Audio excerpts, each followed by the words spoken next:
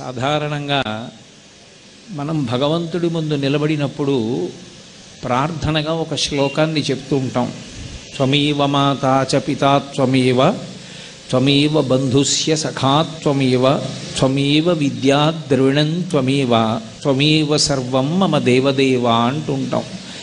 ఈశ్వర, మీరే నాకు తల్లి, మీరే నాకు తండ్రి, మీరే నా స్నేహితుడు, మీరే నా బంధువు, మీరే నాకున్నటువంటి ద్రవ్యం, 1000 మాటలేలా, మీరే నాకు సమస్తం అని ఈశ్వరుణ్ణి ప్రార్థన చేస్తూ చెప్తాం. అది ఏ రూపం కానివ్వండి, ఈశ్వరుడి యొక్క రూపం ముందు నిలబడి ప్రార్థన చేసేటప్పుడు ఈ శ్లోకాన్ని అన్వయం చేస్తూ ఉంటాం. కానీ చమత్కారం ఏమిటంటే, భగవంతుని యొక్క స్వరూపాలకి కూడా తల్లి తండ్రి ఉంటూ ఉంటాయి. అలా ఉండే అవకాశం యథార్థానికి ఉండదు. ఎందుకుండదు అంటే, అది పరబ్రహ్మస్వరూపం కనుక. అందరికన్నా ముందున్నవాడు ఆయనే, ఎప్పటికీ ఉండేవాడు ఆయనే. ఆది మధ్యాంతరహితుడై ఉండేటటువంటి పరబ్రహ్మానికి ఒకనాడు పుట్టుక ఉండదు. పుట్టుక ఉండదు కాబట్టి గిట్టుట అన్న మాట కూడా అన్వయం కాదు.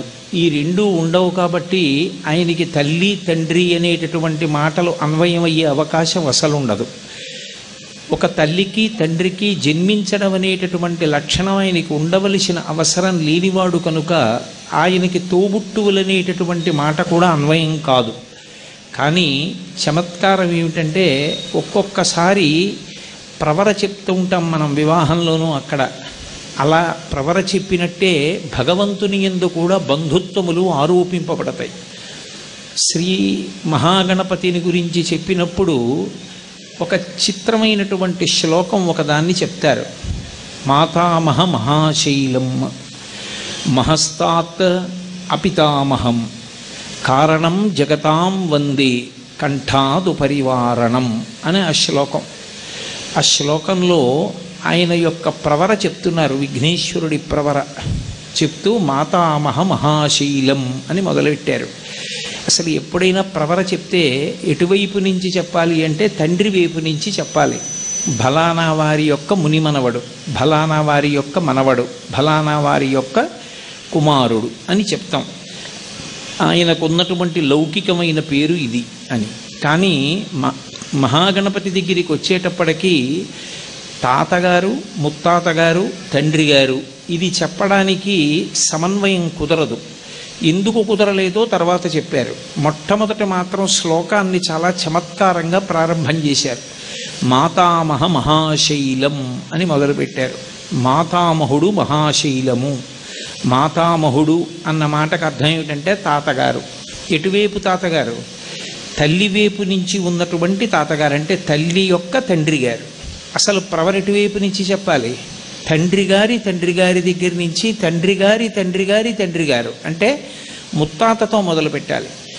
పోని తండ్రి వైపు మొదలు పెట్టలేదు అని పోని ఉపేక్షిద్దామా అంటే, తల్లి వైపు మొదలుపెట్టి కూడా విఘ్నేశ్వరుడి యొక్క తల్లిగారి తండ్రి గారిని చెప్పారు. కానీ అసలు ఆయన ముత్తాత పేరు చెప్పలేదు. చెప్పకుండా ఒక విచిత్రమైనటువంటి ప్రవరతో ప్రారంభం చేశారు శ్లోకాన్ని. మాతామహ మహాశైలం, ఆయన తల్లి యొక్క తండ్రి ఒక మహాశైలము అన్నారు. మహాశైలము అంటే గొప్ప పర్వతము. ఎవరు ఆయన తల్లి యొక్క తండ్రి? ఆయన యొక్క తల్లికి తండ్రి అని చెప్పినప్పుడు తొందరపడిపోయి గబుక్కుని పార్వతీదేవి తండ్రి ఈయన అని చెప్పడం సాధ్యం కాదు. ఎందుకు సాధ్యం కాదు అంటే, అసలు ఆవిడ పూర్వజ, అందరికన్నా ముందు పుట్టినటువంటి తల్లి, అందరికన్నా ముందున్నది కాబట్టి ఆవిడికి తల్లి తండ్రి అన్న మాటలు అన్వయం కావు. పోని అప్పుడప్పుడు ఆవిడ నువ్వు నాకు కుమార్తెగా జన్మించాలని కోరుకున్నటువంటి వాళ్ళని అనుగ్రహించడానికి వాళ్ళకి కుమార్తెగా వచ్చింది. దక్షిణ దేశంలో మధురలో ఉండేటటువంటి మీనాక్షీదేవి మలయధ్వజుడనేటటువంటి రాజుకి కుమార్తెగా వచ్చింది. అలాగే కాత్యాయని అన్న పేరుతో కాత్యాయనునకు కుమార్తెగా వచ్చింది. అలాగే ఒకానొకప్పుడు పర్వతరాజపుత్రి పార్వతి అన్న పేరుతో వచ్చింది. ఇక్కడ చెప్తున్నటువంటి తండ్రి మహాశైలం, గొప్ప పర్వతము అంటున్నారు. అంటే పార్వతీదేవి యొక్క అంశని, పార్వతీదేవి యొక్క అవతారాన్ని ప్రస్తావన చేస్తున్నారు అన్నది సుస్పష్టం. ఆమె యొక్క తండ్రి మహాశైలం, హిమగిరి, హిమవంతుడు. ఏమిటి హిమవంతుని యొక్క గొప్పతనం అంటే, హిమవంతుడు ఇది నా గొప్పతనం అని ఎక్కడా చెప్పుకున్నట్టుగా మీకు పురాణాల్లో కనపడదు. నేను ఇంత గొప్పవాణ్ణి, మిగిలిన పర్వతాల కన్నా ఇదిగో నా యందు ఈ ప్రత్యేకమైన విశేషములు అన్వయమవుతాయన్న మాట ఆయనే చెప్పాడనడానికి ప్రబలమైన సాక్ష్యములు మీకు పురాణ వాంగ్మయమునందు కనపడవు. మరి మహాశైలం అన్న మాట ఎందుకు అనవలసి వచ్చింది? ఆ హిమవంతుని యొక్క భార్య అయిన మేనకాదేవి తన కడుపున పార్వతీదేవి పుట్టాలి అని గొప్ప నోములు నోచింది, వ్రతాలు పట్టి ఆమె సువాసిని పూజలు చేసింది చాలా కాలం పాటు. ఆమె సువాసిని పూజలు చేస్తే సంతసించినటువంటి పార్వతీదేవి ఆమెకు ప్రత్యక్షమై, నీకొక వరం ఇస్తున్నాను, నేను నీ కడుపున పుడతాను అంది. నేను పుట్టడమే కాదు, నీకు 9 కుమారులను కూడా ఇస్తున్నానంది. అందుకే మైనాకుడు హిమవంతుడికి కుమారుడిగా వచ్చాడు. నేను నీ కడుపున పుడుతున్నానంది. సీతాదేవి అవతారంలో అయితే ఈమెయే పరబ్రహ్మస్వరూపిణి, ఈమెయే లక్ష్మి అని వాళ్ళకి తెలియదు. ఏమో ఈ పిల్ల ఇలా మాకు దొరికిందనుకున్నారు. కానీ పార్వతీదేవి అవతారంలో అలా కాదు. ఆవిడ ముందే ప్రత్యక్షమై ఒక మాట చెప్పింది, నేను నీ కడుపున పుడుతున్నాను అని చెప్పింది. చెప్పి కుమార్తెగా వచ్చింది. కాబట్టి మాతామహ మహాశైలం. ఆ పార్వతీదేవి యొక్క తండ్రి హిమవంతుడు. హిమవంతుడు చేసుకున్నటువంటి అదృష్టం ఏమి అంటే, పార్వతీదేవి యొక్క తల్లిగారైనటువంటి మేనకాదేవి చేసినటువంటి పూజల వలన, ఆమె చేసినటువంటి తపస్సు వలన ఆమెకి కుమార్తెగా పార్వతీదేవి రావాలి కనుక ఆమె భర్త అయినటువంటి హిమవంతునకు కూడా కుమార్తెగానే రావాలి, తప్పదు. దంపతులకు కుమార్తెగా రావాలి. సాధారణంగా లోకంలో ఏమవుతుందంటే, భర్త యొక్క పుణ్యాన్ని అనుసరించి భార్య సంతానాన్ని పొందుతూ ఉంటుంది. కానీ ఇక్కడేమైందంటే, మేనకాదేవి చేసినటువంటి నోముల యొక్క ఫలితంగా హిమవంతునికి కుమార్తెగా పార్వతీదేవి వచ్చింది. వచ్చినటువంటిది ఎవరు? సమస్త లోకములను కన్న తల్లి. అటువంటి తల్లి ఒక పర్వతానికి కుమార్తెగా వచ్చింది. పర్వతానికి మనుష్యకాంత పుట్టేటటువంటి అవకాశం ఉంటుందా? అసలు ఉండనే ఉండదు. ఒకవేళ పుట్టినా ఏదో లౌకికంగా కొంతకాలం అలా ఉన్న శాశ్వతమైనటువంటి కీర్తిని గణింప చెయ్యగలిగినటువంటి తల్లి ఆవిర్భవించడం అసలు కుదరదు. కానీ హిమవంతుని యొక్క అదృష్టం ఒకటి ఉన్నది. ఏమిటి? అందుకని మహాశైలం అని పిలుస్తున్నారు. ఏమిటి హిమవంతుని యొక్క గొప్ప అదృష్టం అంటే, లోకంలో ఎవరైనా సరే పార్వతీదేవి దగ్గరికి వెళ్ళినప్పుడు కేవలం కుమారుడిగా మాత్రమే నిలబడాలి. ఏ పురుషుడైనా అమ్మవారి మ్రోల నిలబడినప్పుడు నేను పురుషుడనన్న భావనతో నిలబడితే ఆమె కన్నులు ఎరుపెక్కుతాయని చెప్పారు శంకరాచార్యుల వారు. శివే శృంగారార్ధ్ర తదితర జనే కుత్సనపరా అన్నారు. నేను కూడా పురుషుణ్ణి అన్న భావనతో, మగవాణ్ణి అన్న భావనతో ఎవరైనా అమ్మవారి ముందుకెడితే ఆమె కన్ను ఎరుపెక్కుతుంది. మరి ఆమె ముందు ఎలా నించోవాలి? అమ్మా నేను నీ కుమారుడనన్న భావనతో మాత్రమే నించోవలసి ఉంటుంది. అందరూ అమ్మా నేను నీ కుమారుడను అని నించుంటారు. నువ్వు మాకు అమ్మా అని పిలుస్తారు.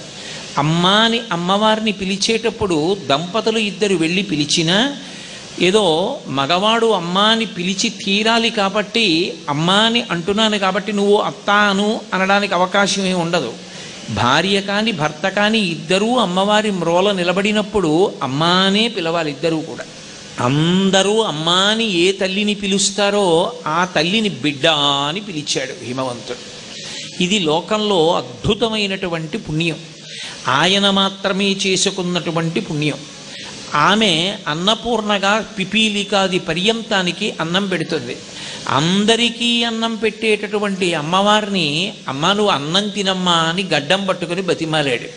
అందుకే శంకరాచార్యుల వారంతటి వారు సౌందర్యలహరిలో బహుశः అంత మురిసిపోయి శ్లోకంలో ఒక పాదాన్ని ప్రత్యేకంగా కేటాయించారు శంకర భగవత్పాదులు. ఒక అక్షరం చెప్పడం అంటే ఎంతో గొప్ప. అటువంటిది హిమవంతుడి గురించి ఒక పాదాన్ని చెప్పారు. కరాగ్రేణ స్పృష్టం తుహినగిరినా వత్సలతయా గిరీశే నోదస్తం ముహురధర పానాకులతయా కరగ్రాహ్యం శంభో ముఖముఖరవృంతం గిరిసుతే కథంకారం భ్రూమస్తవ చుబుకం ఔపమ్యరహితం అన్నారు. అమ్మ నీ చుబుకం అంటే నీ గడ్డం ఉందే ఆ గడ్డం ఔపమ్యరహితం, దానికి ఉపమానం వెయ్యడం కుదరదమ్మా అన్నారు. ఎందుకు వెయ్యలేరట? కరాగ్రేణ స్పృష్టం తుహినగిరినా వత్సలతయా, వాత్సల్యంతో ఈమె నా కూతురు అనేటటువంటి భావన చేత హిమవంతుడు వెళ్ళి పార్వతీదేవి యొక్క గడ్డాన్ని పట్టుకుని, అమ్మా పార్వతి అన్నం తినమ్మా, అమ్మ పార్వతి అలా పరుగులు ఎత్తకు కింద పడిపోతావు, అమ్మ పార్వతి అంతసేపు ఆటలాడుకు పడుకో అని ఆ గడ్డం పట్టుకుని బతిమాలాడు. అందరూ అమ్మా అమ్మా అమ్మా అని వరాలు అడిగితే ఒక్క హిమవంతుడు మాత్రం ఆవిడ గడ్డం పట్టుకుని నా కూతురు అని ఆమెకి తాను పరిపాలకుడనని, ఆమె యోగక్షేమములను తాను చూడవలసిన వాడినని పొంగిపోయి ఒక తండ్రిగా నిలబడడానికి అవకాశం ఇచ్చి పలకరించడానికి అనువిచ్చినటువంటి గడ్డం ఆ గడ్డం పట్టుకుని బతిమాలాడు. పరమశివుడంతటి వాడు అమ్మవారి గడ్డం పట్టుకుని ముఖాన్ని పైకెత్తి తమకంతో ఆ ముఖంలోకి చూస్తాట. అమ్మా అంత గొప్ప గడ్డం అమ్మా, నీ గడ్డం దానికి ఉపమానం చెప్పడం ఎవరికి సాధ్యమమ్మా అన్నారు శంకరాచార్యుల వారు. అంటే హిమవంతుడు పొందిన అదృష్టమేమి, ఎందుకు మహాశైలమయ్యాడు అంటే అసలు లోకంలో అందరూ అమ్మ అని పిలిచినటువంటి పిల్లని అమ్మాయి అని పిలిచాడు. అసలు పోతన గారైతే వీరభద్ర విజయంలో ఒక మాట అనిపించారు హిమవంతుడి చేత. గిరిలలో ననొక్క గిరినైన నా పేరు వెలయ చేసి తిట్లు జలజనయన, నీకు తండ్రినైతి నాకింత చాలదే ఇది మహాద్భుతంబు ఇందువదన అన్నాడు. లోకంలో నువ్వు నాకు కూతురు అయ్యావమ్మా, నా అదృష్టం నీలాంటి కూతురు ఉందంటారు. హిమవంతుడు అలా అనలేదు. గిరులలోనొక్క గిరినైన నా పేరు వెలయ చేసి తిట్లు జలజనయన, ఓ తామర పువ్వుల వంటి కన్నులున్నటువంటి పార్వతి, నీకు నేను తండ్రినయ్యాను. నీకు తండ్రి అవడం సాధ్యమా? ఎందుకు సాధ్యం కాదు? అసలు ఆమెకి జన్మ లేదు, ఆమె జన్మ ఎత్తవలసిన అవసరం లేదు, ఆవిడ పుట్టదు. పుట్టవలసిన అవసరం లేని తల్లి మేనకా హిమవంతుల యందు ఉన్నటువంటి గౌరవం చేత వాళ్ళకి కుమార్తెగా వచ్చింది. నువ్వు కుమార్తెగా వచ్చావు కాబట్టి నేను తండ్రినయ్యాను. లోకంలో కర్మవశం చేత బిడ్డలు జన్మిస్తారు, తాను తల్లో తండ్రో అవుతూ ఉంటారు. కానీ నీకు తండ్రినవడం నేను చేసుకున్న పుణ్యం కాదమ్మా, నువ్వు నన్ను అనుగ్రహించడం వల్ల నీకు నేను తండ్రినయ్యాను. ఇప్పుడు నువ్వు అనుగ్రహించడం వల్ల నా కీర్తి ఎంత శాశ్వతత్వాన్ని పొందుతుంది అంటే, హైమవతి అన్న పేరు శాస్త్రమునందు వాంగ్మయమునందు శాశ్వతమైనటువంటి స్థానాన్ని పొంది హిమవంతుని యొక్క కుమార్తె అని పేరు వస్తోంది. కాబట్టి కేవలం నేను కొండని, ఇన్ని కోట్ల కొండలున్నాయి, ఇన్ని కొండలలో నా పేరే ఇంత కీర్తితో మిగిలిపోతోంది అంటే కేవలం నీకు తండ్రినవడం నా అదృష్టం అన్నాడు. నీకు తండ్రినైతి నాకింత చాలదే ఇది మహాద్భుతంబు ఇందువదన, ఇది మహాద్భుతం అమ్మా. నిజంగా నీకు నేను తండ్రినవడం ఏమిటమ్మా? నేను తండ్రినవలేదు, నువ్వు నాకు కూతురు అయ్యావు కాబట్టి తండ్రి అని పెంచుకుంటున్నాను. అది హిమవంతుని యొక్క హృదయం. కాబట్టి మహాశైలం పుట్టినది పార్వతీదేవే అన్న విషయం సుస్పష్టంగా తెలుసు హిమవంతుడికి. అందుకే పార్వతీదేవి పుట్టి చిన్న పిల్లగా పట్టుపావడా కట్టుకుని ఇంట్లో నడుస్తుంటే హిమవంతుడు మురిసిపోయాడు. ఇంత పెద్ద పర్వతం కూడా మంచుకొండ కరిగిపోయి ఆనందపడిపోయి బిడ్డ దగ్గరికి వెళ్ళి, నరదేవాసుర పూజితాంఘ్రియుగళ నారాయణీ శాంకరి నిశాచర దర్పోన్నత సంహరీ సదమలా చండార్చిని యోగిని తరుణి ఆగమవందిత భగవతి తల్లి జగన్మోహిని అని పిలుస్తూ అమ్మవారి యొక్క వైభవాన్నంతటినీ కూడా స్తోత్రం చేశాడు. అమ్మ, నీలాంటి పిల్ల నాకు లభించడం అంటే, నాకు కుమార్తెగా రావడం అంటే నా జన్మజన్మల సౌభాగ్యం అమ్మా అని చెప్పుకున్నాడు. కాబట్టి మాతామహ మహాశైలం, వినాయకుని యొక్క తాతగారు, ముత్తాతగారి ప్రసక్తి లేదు. అసలు హిమవంతుని యొక్క తండ్రి ఆ ప్రసక్తి తీసుకురాలేదు. ఎందుచేత అంటే హిమవంతుడు విష్ణువాంశ సంభూతుడై వచ్చాడు అని శాస్త్రవాక్కు. అందుకే ఇక హిమవంతుని యొక్క తండ్రిని చెప్పలేదు. పార్వతీదేవి కళ్యాణంలో ప్రవర చెప్పాలి కాబట్టి కేవలం ప్రవర కోసమని మాత్రం హిమవంతుని యొక్క తండ్రి గురించి చెప్పారు. ఏదో త్రికూటాచలం యొక్క కుమారుడు హిమవత్పర్వతం అని, హిమవత్పర్వతం యొక్క కుమారుడు మళ్ళీ వేరొకరు ఉన్నారని, మైనాకుడని చెప్పుకొచ్చారు తప్ప అసలు యథార్థానికి శాస్త్రీయంగా హిమవంతునకు తండ్రి ఈయన అని చెప్పడానికి సాధ్యం లేదు. అందుకే వినాయకుడి యొక్క తల్లిగారి వైపు నుంచి చెప్దామంటే అసలు ముత్తాతగారు తెలియదు. తెలుసున్నది ఎవరంటే తాతగారు ఒకరే, మాతామహ మహాశైలం. ఆయన తల్లి వైపు నుంచి తండ్రిని చెప్పారు. అసలు ప్రవర తండ్రి వైపు నుంచి కదా చెప్పాలి, మరి తండ్రి వైపు నుంచి ఎందుకు చెప్పలేదు? ఇప్పుడు చెప్తున్నారు, మహస్తాత్ అపితామహం. వినాయకుడు జ్యోతిస్వరూపుడు, వినాయకుడి తండ్రి అయినటువంటి పరమశివుడు జ్యోతిస్వరూపుడు. జ్యోతి అనేటటువంటి మాటని మీరు జాగ్రత్తగా అర్థం చేసుకోవాలి. ఏ సహస్రనామం మీరు చదవండి, ప్రతి సహస్రనామంలో అది ఏ దేవతా స్వరూపం కానివ్వండి ఒక నామం ఉంటుంది, పరంజ్యోతి అని. పరంజ్యోతి నపుంసక నామం. అంటే అసలు భగవంతుడు పురుషుడా స్త్రీయా నపుంసకుడా అంటే స్త్రీ పురుష నపుంసకం మూర్తియును కాక కర్మ గుణభేద సదసత్ప్రకాశికాక వెనుకనన్నుయుతానగు విభుతలంతు అంటారు పోతన గారు అష్టమస్కంధంలో. అలా అసలు భగవంతుడికి ఆడదా మగాడా నపుంసకుడా కర్మ క్రియా రూపమా అంటే ఎవరు చెప్పగలరు? ఎవరు చెప్పలేరు. అది ఒక జ్యోతిస్వరూపం. ఆ జ్యోతి ఏం చేస్తుంది అంటే అజ్ఞాన దాహకత్వంతో ఉంటుంది. తనని నమ్ముకున్నటువంటి వాడి అజ్ఞానాన్ని తీసేసి ఆయనని తనలో కలుపుకునేటటువంటి లక్షణం కలిగినదయ్యుండేటటువంటి మహత్తరమైన జ్యోతిస్వరూపం ఏది ఉన్నదో అదే తండ్రి అయినటువంటి పరమశివుని యొక్క స్వరూపం. అదే నిజానికి విఘ్నేశ్వరుని యొక్క స్వరూపం కూడా. విఘ్నేశ్వరుడు కూడా జ్యోతిస్వరూపుడే. కాబట్టి అటువంటి విఘ్నేశ్వరుడికి మహస్తాత్ అపితామహం, పితామహం అంటే తాతగారు. పరమశివుడికి తండ్రి చెప్పడం కుదరదు. ఇంకా పార్వతీదేవికి లౌకికంగా తండ్రి హిమవంతుడని చెప్పవచ్చు, పరమశివుడికి తండ్రిని చెప్పమంటే సాధ్యం కాదు. తండ్రినే చెప్పలేనప్పుడు తాతగారిని అసలు చెప్పలేరు. కాబట్టి వినాయకుడి ముత్తాతని తాతని చెప్పడం అసలు సంభవం కాదు. మరి అంతవరకు బాగానే ఉందండి. మరి విఘ్నేశ్వరుడు తండ్రికి కొడుకుగా ఎలా వచ్చాడు పరబ్రహ్మమైతే? మరి ఆయనకి కూడా తండ్రి అన్న మాట అన్వయం కాదుగా. మరి అన్వయం కానప్పుడు విఘ్నేశ్వరుడు పరంబ్రహ్మమైతే జ్యేష్ఠరాజం బ్రహ్మణాం బ్రహ్మణస్పత ఆన శృణ్వన్నూతిభిస్సీదసాదనం అని చెప్తున్నాం కదా. ఆయన పరబ్రహ్మస్వరూపుడు అన్నవాడికి తండ్రి తల్లి అనేటటువంటి మాటలు ఉండవు. అనాది ఎప్పటి నుంచో ఉంటాడు. మరి ఎప్పటి నుంచో ఉంటే మనం చదువుకునేటటువంటి వినాయక వ్రతకథలో పార్వతీదేవి ఒంటికి రాసుకున్నటువంటి పసుపు నలుగు తీసి ముద్ద చేసిందని, ప్రాణప్రతిష్ఠ చేసిందని, పరమశివుడు వచ్చాడని, త్రిశూలంతో కంఠం తీసేశాడని, ఏనుగు తలకాయ పెట్టాడని, అందుకుని ఆయన ఏదో ఆ గజముఖంతో ఉన్నటువంటి వాడయ్యాడని ఇన్ని విశేషాలు ఉన్నాయి కదా. మరి ఆయన పరబ్రహ్మమైతే ఆయన జ్యోతిస్వరూపుడు కాబట్టి ఆయనకి తండ్రిని తాతని చెప్పడం కుదరదు అని తండ్రిని కూడా పరమశివుణ్ణి కూడా ఒక స్థాయిలో పక్కన పెట్టాలి అంటే ఎలా అన్వయం అంటే తాడేపల్లి రాఘవనారాయణ శాస్త్రి గారని మహానుభావుడు, ఆయన దీని గురించి ఒక అద్భుతమైన వ్యాఖ్య చేశారు ఒకప్పుడు. ఆయన ఇంట్లో తిరుగుతుంటే బాలాస్వరూపంలో అమ్మవారు తిరుగుతూ ఉండేది, ఆయనతో పాటే కూర్చునేది. ఆయన ఎంత ఉపాసన చేశారంటే ఆయన కూర్చుంటే ఒక కొయ్య కుర్చీలో చాలామందికి ఆడరూపంలో కనపడేవారు. ఆయన రాఘవనారాయణ శాస్త్రి గారి దర్శనం చేసుకుందామని వచ్చినటువంటి కొంతమంది స్త్రీలు రాఘవనారాయణ శాస్త్రి గారిని పలకరించి శాస్త్రి గారు ఎక్కడున్నారని అడిగేవారు. ఆయన నేనే శాస్త్రిని అనేవారు. అంటే అయ్యో పరాచికం ఆడకండమ్మా, శాస్త్రి గారు ఎక్కడున్నారు అని అడిగేవారు. ఆయన కంఠం కూడా స్త్రీ కంఠంగా వినపడేది.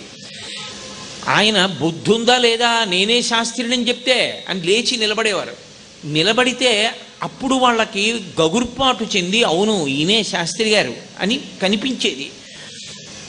ఆయన స్త్రీ రూపంలో కనపడుతుండేవారు. ఆయన ఇంట ఎప్పుడూ బాలారూపంలో అమ్మవారు తిరుగుతూ ఉండేది. ఇప్పటికీ మీరు వెడితే చందోల్లో రాఘవనారాయణ శాస్త్రి గారు కూర్చున్న కుర్చీ, రాఘవనారాయణ శాస్త్రి గారు ఉపాసన చేసినటువంటి ప్రదేశం, వారి భార్య గారు పాయసం వండి గిన్నెలో తీసుకొచ్చి గది మధ్యలో పెడితే రాత్రి చిట్ట చివరి అతిథికి అన్నం పెట్టే వరకు అందులోంచి పాయసం వస్తూనే ఉండేది. లేవనుకోకండి అటువంటి పాత్రలు. ఈ మధ్యనే నేను అటువంటి పాత్ర ఒకటి చూశాను, పాయస పాత్ర కాదు కానీ ఒక అద్భుతమైనటువంటి పాత్ర ఒకటి చూడడం జరిగింది. సభాముఖంగా వాటి వివరాలు చెప్పడం సాధ్యమయ్యే విషయం కాదు కాబట్టి నేను చెప్పట్లేదంతే. కాబట్టి ఆ పాత్రలో పాయసం పెడితే రాత్రి ఆఖరి అతిథి వచ్చి తినే వరకు ఆ పాయసం సరిపోతుండేది. మహానుభావుడు అంతటి బాలా ఉపాసన చేసినటువంటి వారు. ఆయన ఒకరోజు రాత్రి పడుకుంటే అమ్మవారు అక్కడే కూర్చుంది గుమ్మం మీద. ఆ గుమ్మం దగ్గర ఉన్న అరుగు లాంటి దాని మీద కూర్చుంది. ఆయన అటు తిరిగి పడుకుని మళ్ళీ ఇటు తిరిగారు. అమ్మవారు అలాగే చూస్తోంది. ఆయన ఎప్పుడైనా తొందరపడి తెల్లవారుజామున లేవకపోతే ఏ కారణం చేతనైనా అమ్మవారి లేపేది. శాస్త్రి తెల్లవారిపోతోంది, నిద్ర లేయని. ఆయన అమ్మవారి వంక చూసి చటుక్కుని నవ్వారు. నవ్వి ఇటు తిరిగి పడుకున్నారు. అమ్మవారికి కోపం వచ్చింది.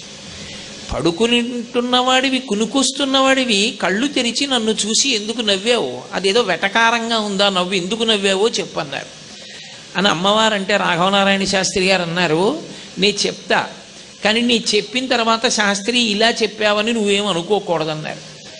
అంటే చెప్పు పర్వాలేదండి ఆవిడ.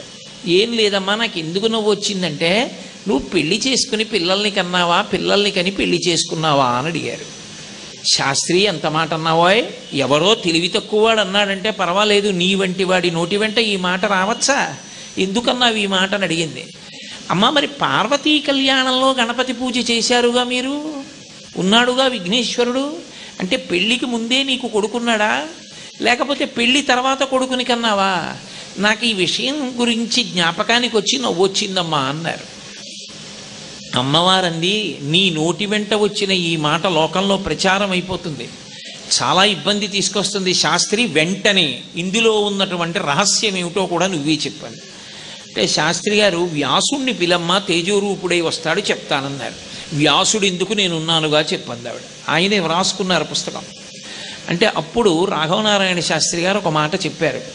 విఘ్నేశ్వరుడు అనేకమైనటువంటి రూపాలని అవతారంగా తీసుకున్నాడు. అవతారము అంటే క్రిందికి దిగి వచ్చుట అని.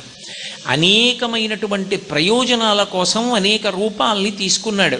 అసలు యథార్థానికి ఆయన ఎప్పుడున్నాడు అంటే, పరమశివుడు ఎప్పుడున్నాడో విఘ్నేశ్వరుడు కూడా అప్పుడే ఉన్నాడు.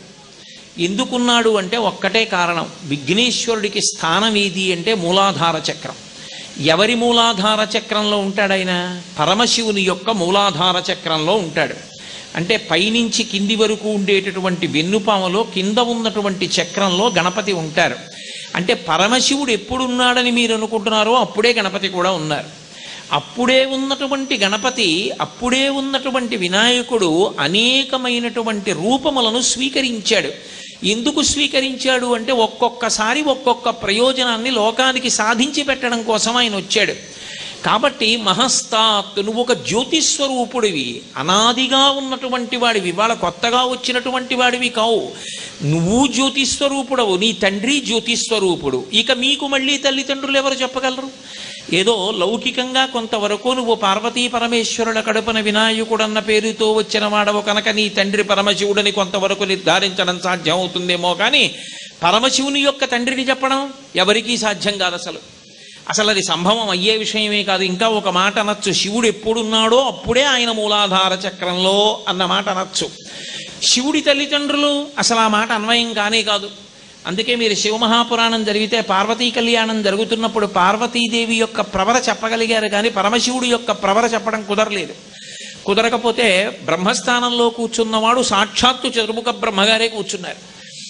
ఆయనకే పరమశివుడి యొక్క తండ్రి ఎవరో అర్థం కాక హిమవంతుడి వంక తిరిగి అడిగాడు, కన్యాదానం చేస్తున్నావు కదా, నువ్వు కనుక్కొని ఉండాలి కదా, ఆయన తల్లిదండ్రులు ఎవరో, ఆయన తండ్రి ఎవరో చెప్పన్నాడు. ప్రవర చెప్తానని.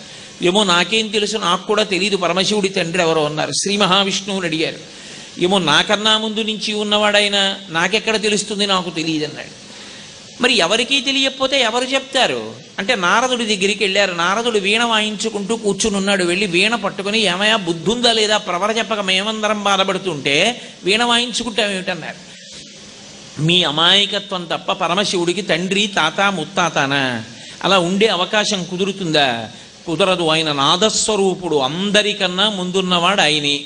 అందుకే ఆయనకి ప్రవర చెప్పాలంటే సాధ్యం కాదు. కాబట్టి ఇంకా ఒక్కటే పని చెయ్యాలి, ఆయనకున్నటువంటి నామాలే తీసి ఆ నామాలలోనే కొన్ని నామాలు ముత్తాతని తాతని తండ్రిని చెప్పాలి తప్ప కొత్తగా ఆయనకి తాతని తండ్రిని తీసుకురావడం ఎవరికీ సాధ్యం కాదన్నారు. మరి ప్రవర చెప్పేటప్పుడు గోత్రం, అందుకే నిర్గుణ, నిరంజన, నిర్వికల్ప, నిరాఖ్యాత, నిరామయ, పంచారుషేయ ప్రవరాన్విత పరమశివ గోత్రస్య అని చెప్పారు. అసలు పరమశివ గోత్రంలో ఉన్నటువంటి ఋషులు ఎవరు అంటే నిర్గుణ స్వరూపాల్ని 5 చెప్పారు. చెప్పి ఇటువంటి పంచారుషేయ ప్రవరాన్విత పరమశివ గోత్రస్య పరమశివశర్మణో నప్త్రే, పరమశివుడు అనబడేటటువంటి ఆయన ఈ పిల్లవాడికి ముత్తాత. ఎవరా పరమశివుడు? పెళ్లి కొడుకే. అంతకన్నా చెప్పడానికి అవకాశం లేదు. అందుకని పరమశివశర్మణో నప్త్రే. బాగుంది. ఆయన ముత్తాత గారు పరమశివుడు. తర్వాత మరి తాతగారు ఎవరు అంటే తాతగారెవరు అనేటప్పటికన్నారు సదాశివశర్మణ పౌత్రాయ, సదాశివుని యొక్క పౌత్రుడు. సదాశివుడు ఎవరు? సదాశివుడు ఒకడు, పరమశివుడు ఒకడు, ఇన్ని ఉండవు, ఆయనే. కాబట్టి ఇంకో పేరు మార్చారు, సదాశివశర్మణ పౌత్రాయ. మరి ఎవరబ్బాయి? విశ్వనాథ శర్మణ పుత్రాయ, విశ్వనాథ శర్మ గారి యొక్క పుత్రుడు. మరి ఈ అబ్బాయి పేరేమిటి? అఖిలాండ కోటి బ్రహ్మాండ నాయకాయ తత్వాతీతాయ ఆదిమధ్యాంతరహితాయ కైలాసపుర నివాసాయ అని చిట్ట చివరికి వచ్చేటప్పటికి శ్రీ విశ్వేశ్వర శర్మణే వరాయ అన్నారు. విశ్వేశ్వర శర్మ అనపరేటటువంటి పేరు కలిగినటువంటి వరుడు అన్నారు. నిజంగా అసలు ఆయన పేర్లే తీసుకెళ్ళి ముందుకి ముత్తాత తాత తండ్రి అని తీసుకురావాలి తప్ప ఆయనకి ముత్తాత తాత తండ్రి లౌకికంగా ఉండే అవకాశం ఉందా? లేనే లేదు. ఆయన జ్యోతిస్వరూపుడు. ఆయన ఎలా జ్యోతిస్వరూపుడో విఘ్నేశ్వరుడు కూడా అలాగే జ్యోతిస్వరూపుడు. పరమశివ గోత్రంలో ఉన్నటువంటి ఋషులు ఎవరు అంటే నిర్గుణ స్వరూపాల్ని 5 చెప్పారు. చెప్పి ఇటువంటి పంచారుషేయ ప్రవరాన్విత పరమశివ గోత్రస్య పరమశివశర్మణో నప్త్రే, పరమశివుడు అనబడేటటువంటి ఆయన ఈ పిల్లవాడికి ముత్తాత. ఎవరా పరమశివుడు? పెళ్లి కొడుకే. అంతకన్నా చెప్పడానికి అవకాశం లేదు. అందుకని పరమశివశర్మణో నప్త్రే. బాగుంది. ఆయన ముత్తాత గారు పరమశివుడు. తర్వాత మరి తాతగారెవరు అంటే తాతగారెవరు అనేటప్పటికన్నారు సదాశివశర్మణ పౌత్రాయ, సదాశివుని యొక్క పౌత్రుడు. సదాశివుడు ఎవరు? సదాశివుడు ఒకడు, పరమశివుడు ఒకడు, ఇన్ని ఉండవు, ఆయనే. కాబట్టి ఇంకో పేరు మార్చారు, సదాశివశర్మణ పౌత్రాయ. మరి ఎవరబ్బాయి? విశ్వనాథ శర్మణ పుత్రాయ, విశ్వనాథ శర్మ గారి యొక్క పుత్రుడు.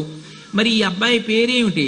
అఖిలాండ కోటి బ్రహ్మాండ నాయకాయ తత్వాతీతాయ ఆదిమధ్యాంతరహితాయ కైలాసపుర నివాసాయ అని చిట్ట చివరికి వచ్చేటప్పటికి శ్రీ విశ్వేశ్వర శర్మణే వరాయ అన్నారు.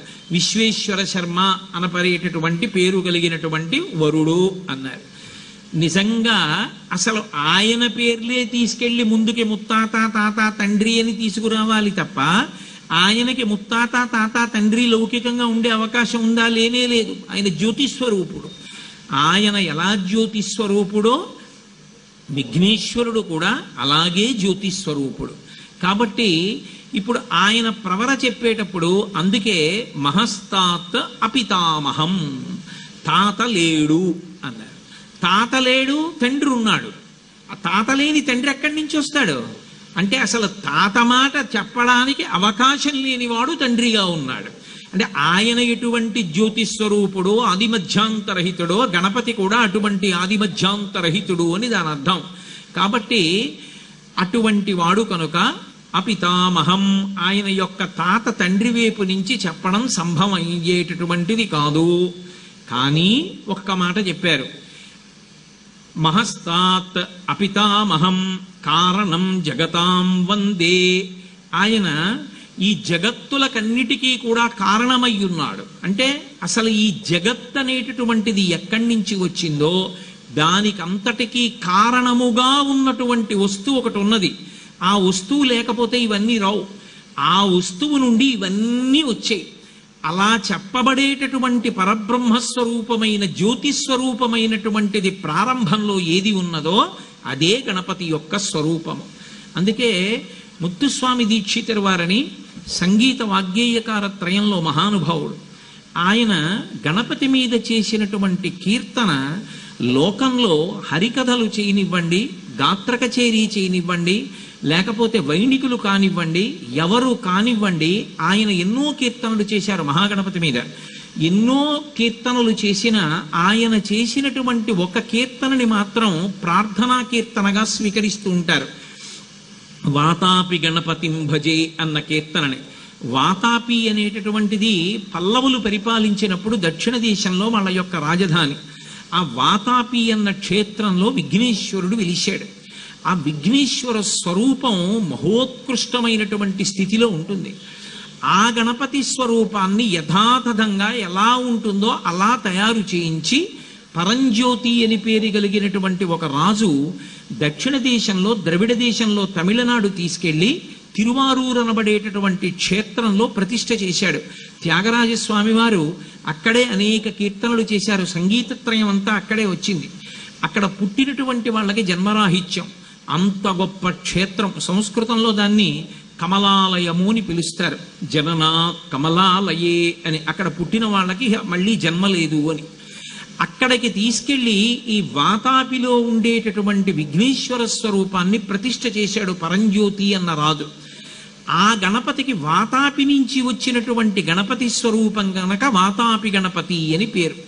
ముత్తుస్వామి దీక్షితర్ వారు తిరువారూరు వెళ్ళినప్పుడు ఆ గణపతిని చూసి ప్రార్థన చేశారు, వాతాపి గణపతిం భజే అని. ఇప్పుడు నేను సంగీత సభలో మాట్లాడటం లేదు కాబట్టి దాని యొక్క లోతులు స్పృశించను, కానీ అసలు వాతాపి గణపతిం భజే అనబడేటటువంటి ఒకే ఒక్క కీర్తనలో విఘ్నేశ్వర సంబంధమైనటువంటి బీజాక్షరములు, మంత్రరహస్యముల దగ్గర నుండి ఆయన తత్వానికి సంబంధించినటువంటి ఎన్నో విశేషాల్ని ముత్తుస్వామి దీక్షితర్ వారు అందులో నిక్షేపించి పాడారు.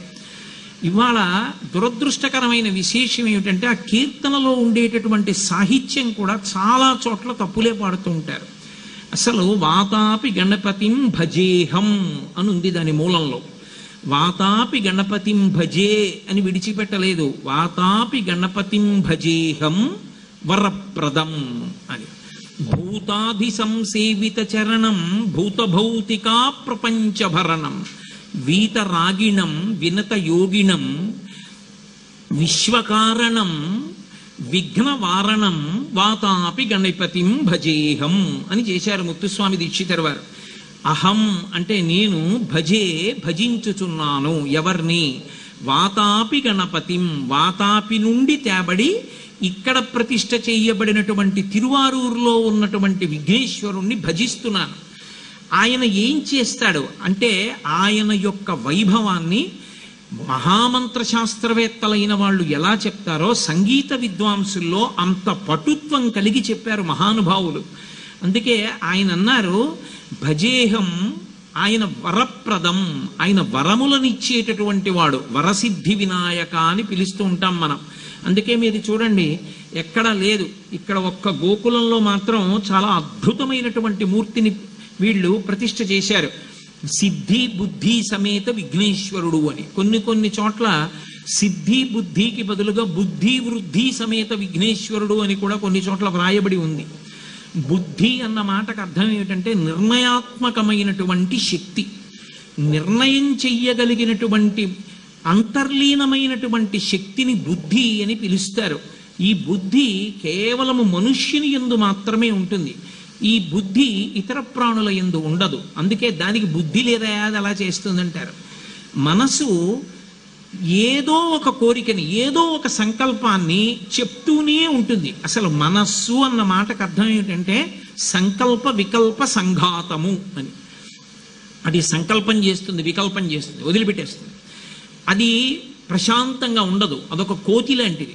ఏదో ఒక ఆలోచన తీసుకొచ్చి పెడుతూ ఉంటుంది. పెట్టిన ప్రతి ఆలోచనని అమలు చెయ్యాలి అని ఉండదు. ఏ ఆలోచన అమలు చెయ్యాలి అన్నది నిర్ణయం ఎవరు చేస్తారు అంటే బుద్ధి చేస్తుంది. ఆ బుద్ధి దేవతల యొక్క అనుగ్రహంతో నింపబడి ఉన్నంతకాలం భగవంతుడి వైపుకి, ధర్మం వైపుకి నడుస్తుంది. ఆ బుద్ధి దేవతల యొక్క అనుగ్రహంతో నింపబడనప్పుడు అది ఇంద్రియ లౌల్యం వైపుకి ప్రవహించి అధప్పతనమైపోయి కొన్ని కోట్ల జన్మలు మళ్ళీ తిరియక్కుగా వెన్నుపాం అడ్డంగా ఉండేటటువంటి ప్రాణిగా పుట్టవలసినటువంటి అగత్యాన్ని పొందేస్తాడు. అందుకే ఆ బుద్ధిని బలం చేయమని అడుగుతాం. మీరు ఎంత పూజ చేశారన్న దానితో సంబంధం ఉండదు. మీరు ఏం చేసినా చిట్ట చివరి మాత్రం ఒకటే అడుగుతారు. ఏమిటి అడుగుతారు అంటే మీరు ఎవరిని పూజ చెయ్యండి, ఆ రూపాన్ని పిలుస్తారు. ఏదో దుర్గమ్మని పూజ చేశారనుకోండి, కాత్యాయనాయ విద్మహే కన్యాకుమారి ధీమహి తన్నో దుర్గి ప్రచోదయాత్, మా బుద్ధులను ప్రచోదనము చేయుగాక, ప్రచోదనము చేయుగాక, ప్రచోదనము చేయుగాక. ఏ పూజ చేయండి చిట్ట చివర లఘుగాయత్రితో పూర్తవుతుంది. లఘుగాయత్రి వేదప్రోక్తము. ఏ దేవతా స్వరూపాలు ఆరాధనీయములో దానికి లఘుగాయత్రి వేదం చెప్తుంది.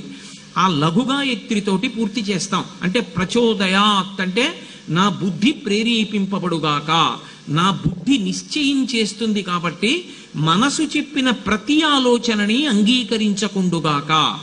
ఏది నన్ను భగవంతుడి వైపుకి తీసుకెడుతుందో ఆ నిర్ణయాన్నే బుద్ధి చేసే బలాన్ని పొందుగాక. ఎందుకని? మనసు ఇంద్రియముల యొక్క లౌల్యం వైపుకి ఆలోచనలు తీసుకొస్తుంది. వాడి సౌమ్యం పోయింది, ఏదో ఉపన్యాసం చెప్తాడు, ఎందుకు లేదు, హాయిగా ఇంట్లో కూర్చుంటే చక్కగా టీవీలో మంచి ఏదో సీరియల్ వస్తోందంటుంది.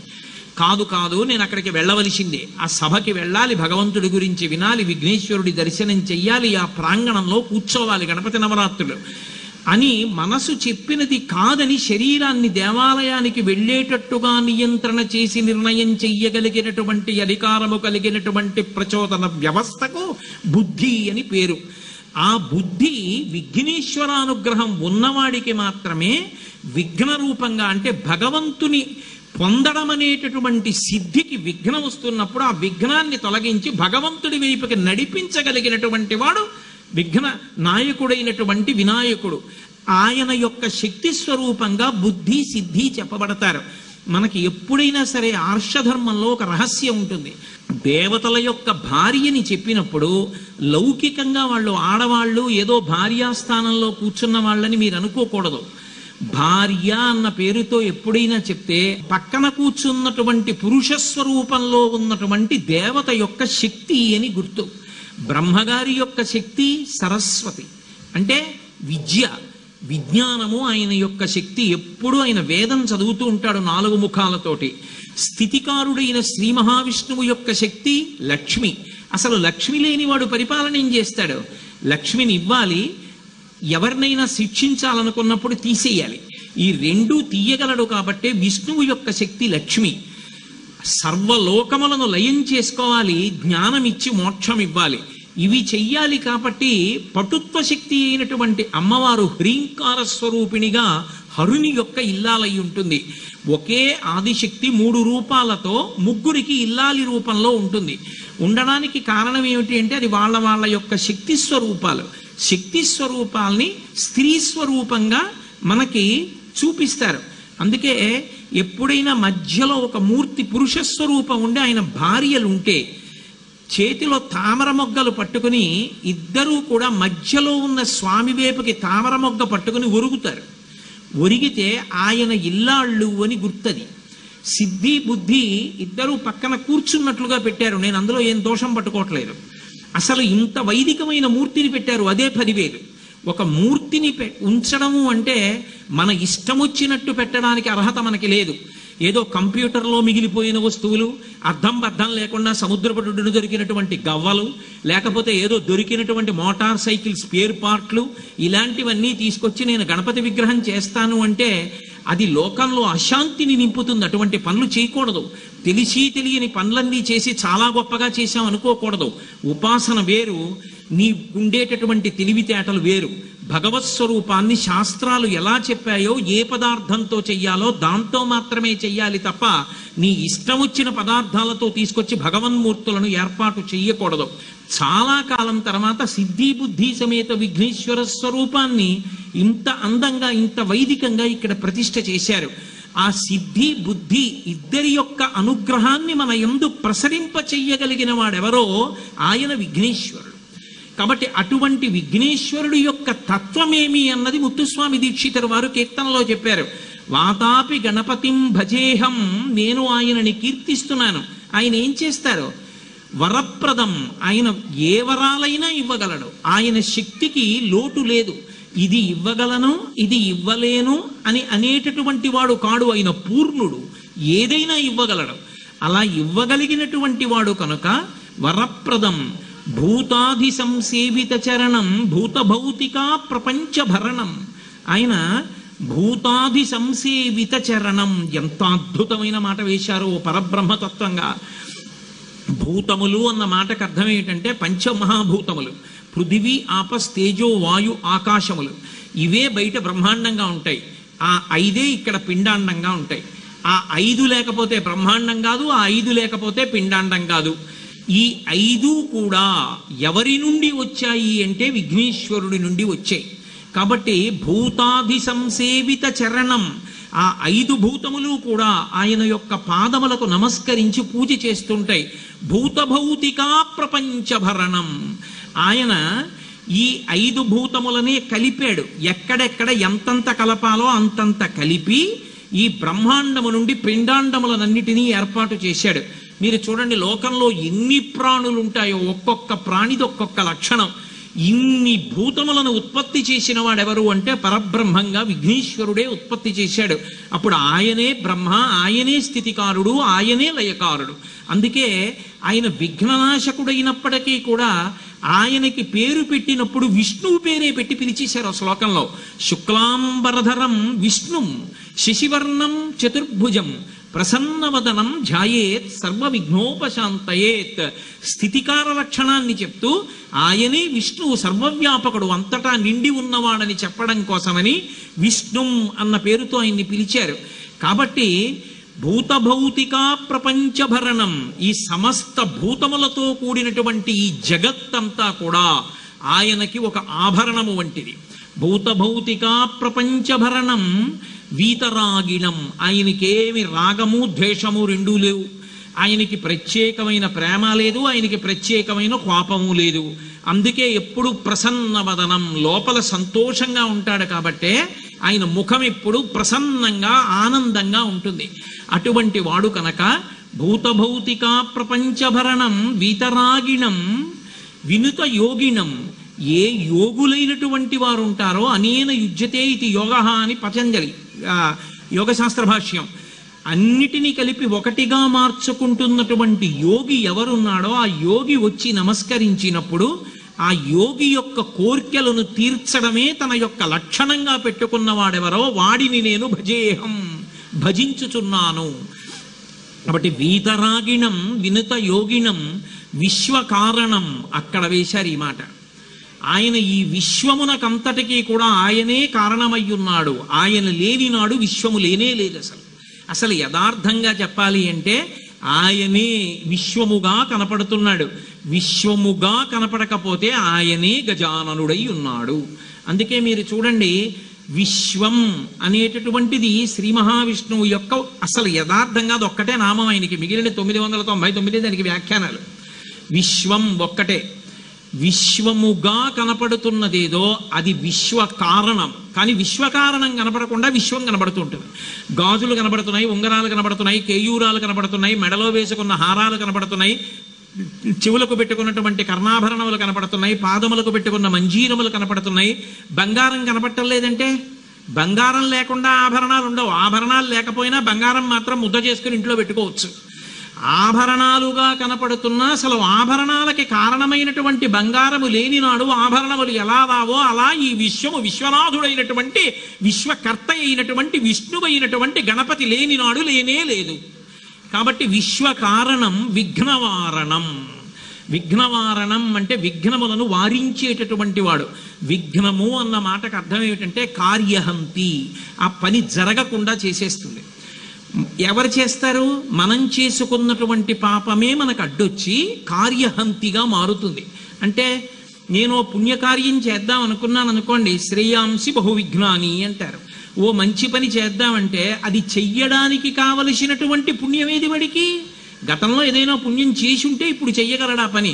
ఆ పుణ్యం లేనివాడు అక్కడ కూర్చునేది చెయ్యడం సాధ్యమయ్యేటటువంటిది కాదు. కాబట్టి ఆ పాపం తరువుకొస్తూ ఉంటుంది. తరువుకొచ్చేది అడ్డంగా నిలబడుతుంది. అడ్డంగా నిలబడి ఆ కార్యం చెయ్యనివ్వదు. ఆ కార్యం చెయ్యనివ్వకుండా పరిగెత్తుకొచ్చి అడ్డు నిలబడి కార్యాన్ని పాడు చేస్తున్నటువంటి పాపాన్ని పోగొట్టగలిగినటువంటి శక్తి ఎవరి యందు ఉంటుంది అంటే విఘ్నేశ్వరుడు యందు ఉంటుంది. అది ఎలా ఉంటుంది అంటే గరిక ఉంటుంది. గరిక అంటే నిలబడినటువంటిది కాదు, నిలబడితే దర్భ భూమి మీద పాకుతుంది. అసలు నిజానికి ఒక వ్యక్తి యొక్క వంశవృక్షం అంతా ఎక్కడుంటుంది అంటే గరికలోనే ఉంది అని చెప్పింది వేదం. గరికని ఎందుకంత పూజిస్తారు అంటే గరిక చూడండి ఇలా కొంచెం ముందుకెడుతుంది, దాని మొదలు వేళ్ళు దింపుకుంటుంది, ఇంకొంచెం ముందుకెడుతుంది, మళ్ళీ వేళ్ళు దింపుకుంటుంది, మళ్ళీ ముందుకెడుతుంది, మళ్ళీ వేళ్ళు దింపుకుంటుంది. మా తాతగారికి మా నాన్నగారు మా నాన్నగారికి నేను, నాకు నా కొడుకు, నా కొడుక్కి మనవడు, నా మనవడు, నా మనవడికి నా ముని మనవడు, ఇలా వంశం వెళ్ళినట్టు ఒక్కొక్కడు మళ్ళీ తండ్రి స్థానంలోకి ఎడుతుండాలి, తాత స్థానంలోకి ఎడుతుండాలి, ముత్తాత స్థానంలోకి ఎడుతుండాలి. ఆ వేళ్ళు దింపుకుంటుంది. అందుకే ఇప్పటికీ పెద్దలు ఒక మాట చెప్తారు, పిల్లలు క్షేమంగా ఉండాలి అంటే ఓసారి తప్పకుండా ఇంట్లో గరిక ముట్టుకోమని చెప్తారు. నేల మీద పాకుతూ వేళ్ళు ప్రతి కొమ్మకి ఊంచుకునేటటువంటి గరిక ఏది ఉందో అది పరమ పవిత్రం. నేనేదో ఉత్తినే చెప్తున్నానని మీరు అనుకోకండి. కావాలంటే మీరు వేద వ్యాఖ్యానాలు చదవండి. బిడ్డలు లేనటువంటి వాళ్ళు ఆ గరికని కొన్ని ప్రత్యేకమైనటువంటి శ్లోకాలతో నీటిలో కలిపి తలమించి స్నానం చేస్తారు. స్నానం చేస్తే వాళ్ళకి సంతానం కలుగుతుంది. ఆ గరికకి ఒక లక్షణం ఉంటుంది. అది ఒక్కసారి చేతితో ముట్టుకుంటే చాలు, అది పాపాన్ని పోగొడుతుంది. పాపాన్ని పోగొట్టగలిగినటువంటి ఆ గరిక శక్తి విఘ్నేశ్వరుడి పాదాల మీద పడితే ఏ పాపం తరువుకొచ్చి మిమ్మల్ని కార్యం పూర్తిగా చెయ్యనివ్వకుండా విఘ్నమన్న పేరుతో వచ్చి కార్యహంతిగా మారుతోందో ఆ పాపాన్ని విరిచెయ్యగలిగినటువంటి శక్తి విఘ్నేశ్వరుడి పాదముల నుండి ఆ గరిక పోగులోకి ప్రవహిస్తుంది. దాన్ని తీసి తల మీద పెట్టుకున్నాం అనుకోండి, పెట్టుకున్నంత మాత్రం చేత పాపరాశి ధ్వంసం అవుతుంది. వెంట్రుకలున్న చోటే పాపములు పట్టి ఉంటాయి. ధ్వంసమైతే ఉత్తరే శుభకర్మణ్య విఘ్నమస్తు, తర్వాత చేసేటటువంటి శుభకర్మయందు విఘ్నము రాకుండుగాక. విఘ్నేశ్వర ప్రసాదంగా గరిక పోగుని తీసి తల మీద పెట్టుకుంటే ప్రసాదంగా విఘ్నము పోయి మనం ఆ కార్యాన్ని చెయ్యగలుగుతాం. ఆయన పాదముల నుండి అటువంటి శక్తి స్రవిస్తూ ఉంటుంది. కాబట్టి విఘ్నవారణం అన్నారు ముత్తుస్వామి దీక్షితరు వారు. విఘ్నేశ్వర తత్వాన్ని ఎంత ఉపాసన చేశారో మహానుభావుడు. అందుకని విఘ్నవారణం ఆయన ఎటువంటి వాడు అంటే పురాకుంభ సంభవమునివరా ప్రపూజితం. పూర్వం కుంభ సంభవుడైనటువంటి వశిష్ఠుడు మొదలైనటువంటి మహర్షులు ఎవరున్నారో అటువంటి వారందరి చేత పూజింపబడినటువంటి పాదపద్మములు కలిగినటువంటి వాడు. పురాకుంభ సంభవమునివరా ప్రపూజితం త్రికోణ మధ్యగతం. త్రికోణ మధ్యగతం అంటే మూలాధార చక్రం. మూలాధార చక్రం యొక్క మధ్యలో ఉండేటటువంటి లక్షణం ఉన్నటువంటి వాడు. మురారి ప్రముఖాద్యుపాసితం. మురారి అంటే శ్రీ మహావిష్ణువు. శ్రీ మహావిష్ణువు వంటి పెద్దల చేత కూడా ఉపాసన చేయబడేటటువంటి స్వరూపమున్నటువంటి వాడు. మూలాధార క్షేత్రాస్థితం. మూలాధార చక్రం అనేటటువంటి క్షేత్రమునందు వసించి ఉంటాడు విఘ్నేశ్వరుడు. అందుకని తిరువారూరు క్షేత్రంలో ఉన్నటువంటి వాతాపి గణపతి దగ్గరికి వెళ్ళి ముత్తుస్వామి దీక్షితరు వారు కూడా కీర్తన చేస్తూ విశ్వకారణం అని కీర్తన చేశారు. అంటే అసలు ఈ విశ్వమునకంతటికీ కూడా కారణమైనటువంటి వారు అదిగో ఆ విఘ్నేశ్వరుడు ఒక్కడే.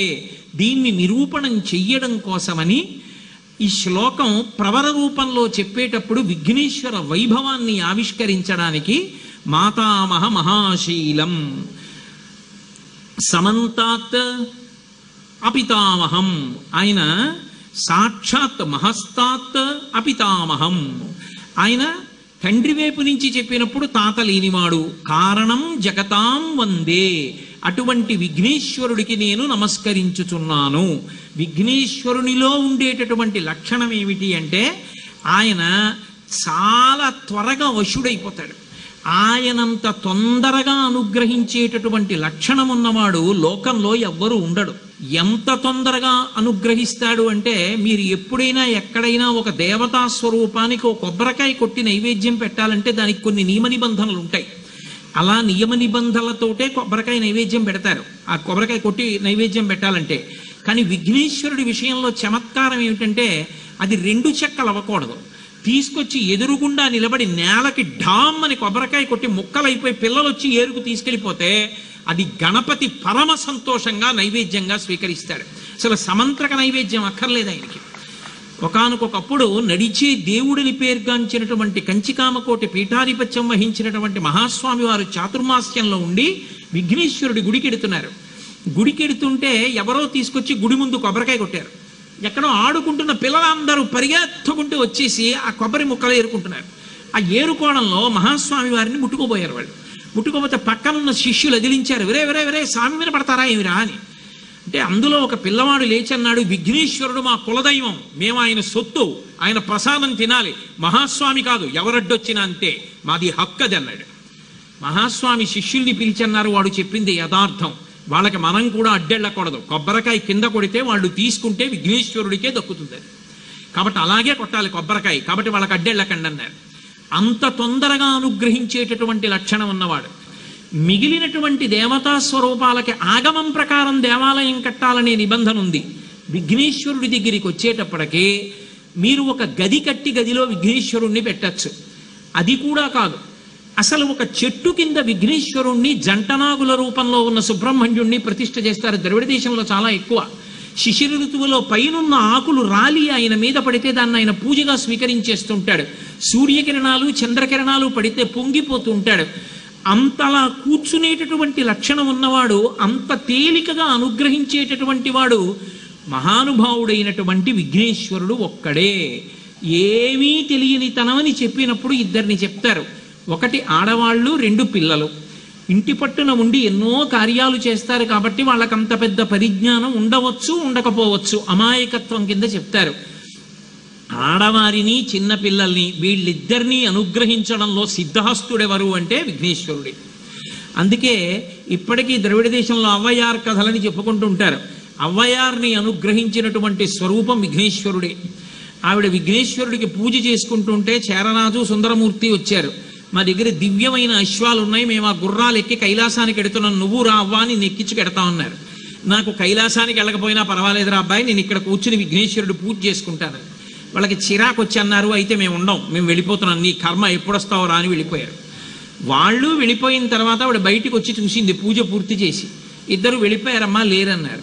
ఆవిడ మళ్ళీ విఘ్నేశ్వరుడి దగ్గరికి వెళ్ళి అడిగింది, వాళ్ళిద్దరూ నన్ను వదిలిపెట్టి వెళ్ళిపోయారు, మనస్ఫూర్తిగా నీకు పూజ చెయ్యాలని నేను కూర్చుండిపోయాను, నేను ఎలా వెళ్ళాలి కైలాసానికి అని అడిగింది. ఆవిడ పూజ చేస్తున్న మూర్తిలోంచి తొండం బయటికి వచ్చి ఆ అవ్వయార్ని ఇలా పట్టుకొని ఒక్కసారి తొండంతో ఇలా అన్నాడు. వెళ్ళి కైలాసంలో శివుడు ముందు కూర్చుంది. వెనక చేరరాజు సుందరమూర్తి వెళ్ళారు. వాళ్ళు తెల్లబోయారు అవ్వయార్ని చూసి. అవ్వయార్ని అంత అనుగ్రహించింది విఘ్నేశ్వర స్వరూపం. సరే, అసలు పిల్లలు అత్యంత ఇష్టపడేటటువంటి దేవతా స్వరూపాలు రెండే. ఒకటి విఘ్నేశ్వర స్వరూపం, ఒకటి హనుమ యొక్క స్వరూపం. ఈ రెండు స్వరూపాల్ని కూడా విశేషంగా ఇష్టపడతారు అందరూ కూడా. అంత గొప్ప లక్షణం ఉన్నటువంటి వాడు.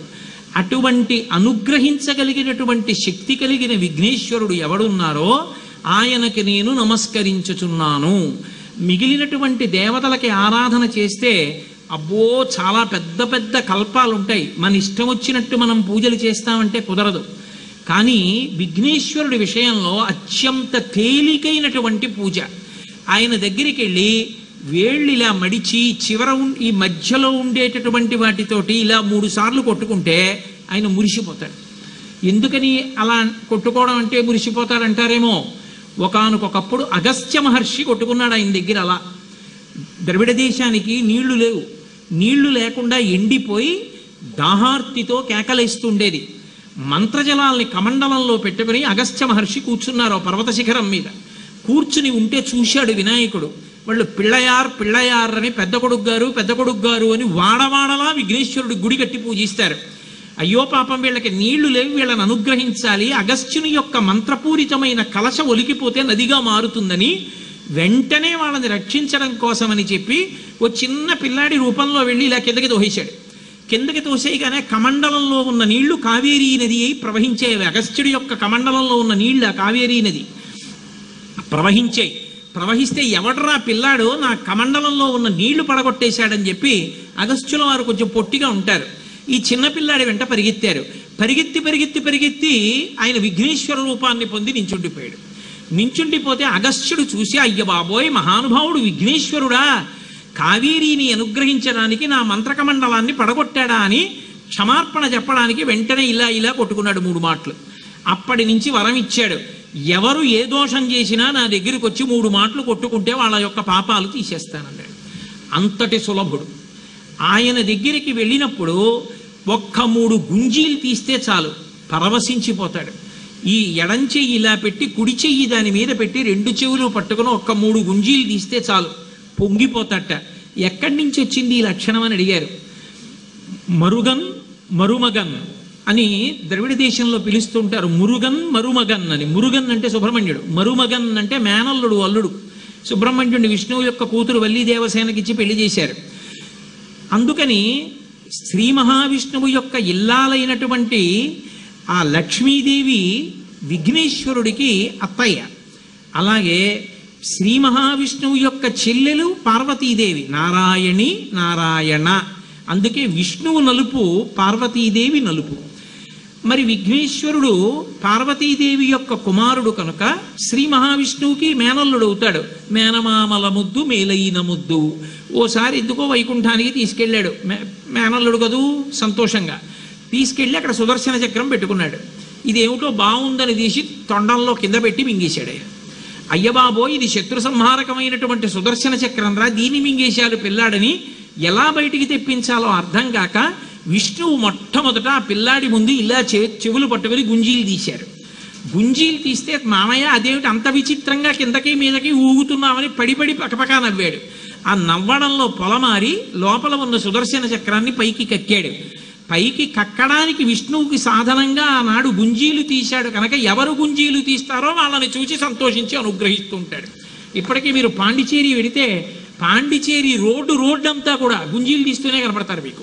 విఘ్నేశ్వరుడి యొక్క పూజ అంత తేలిక.